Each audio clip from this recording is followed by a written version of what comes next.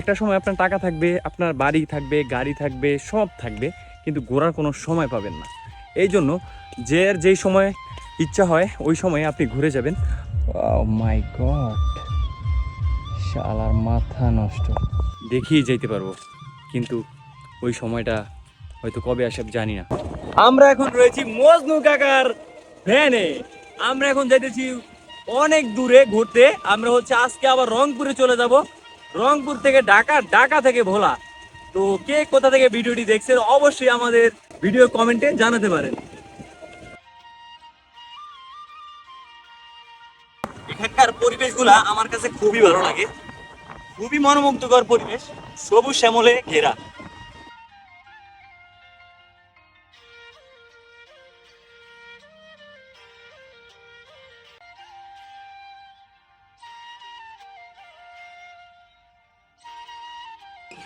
আমরা হচ্ছে এখন একটা জায়গায় ঘুরতে আসলাম, একটি গেট দিয়া ঢুকলাম। এখানে রয়েছে কিছু মন্দির আর মসজিদ রয়েছে, আপনাদেরকে দেখানোর চেষ্টা করব।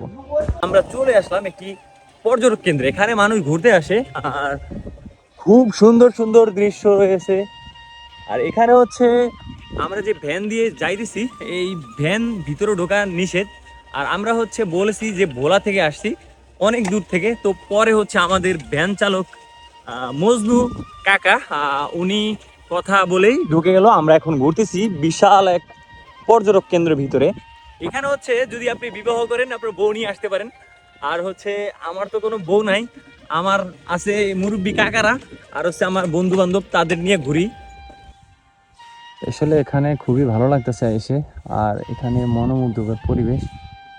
গার্লফ্রেন্ড বয়ফ্রেন্ড নিয়ে আসতে খুবই মজা।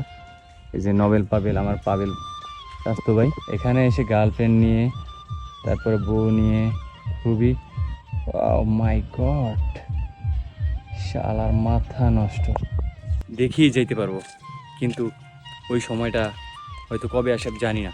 মূল অপশন হচ্ছে একটা সময় আপনার টাকা থাকবে, আপনার বাড়ি থাকবে, গাড়ি থাকবে, সব থাকবে, কিন্তু ঘোরার কোনো সময় পাবেন না। এই জন্য যেই সময় ইচ্ছা হয় ওই সময়ে আপনি ঘুরে যাবেন।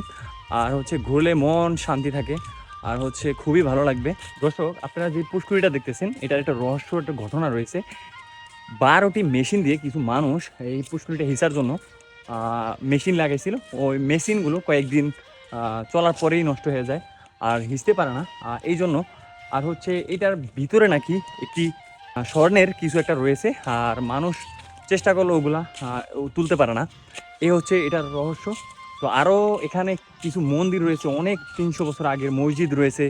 তো আজকে হয়তো আমি বেশি ঘুরতে পারবো না। ভিডিওটি ভালো লাগলে একটি শেয়ার করবেন, আর কোন জায়গা থেকে দেখছেন অবশ্যই জানাবেন। আর সবাই ঠিকমতো নামাজ পড়বেন।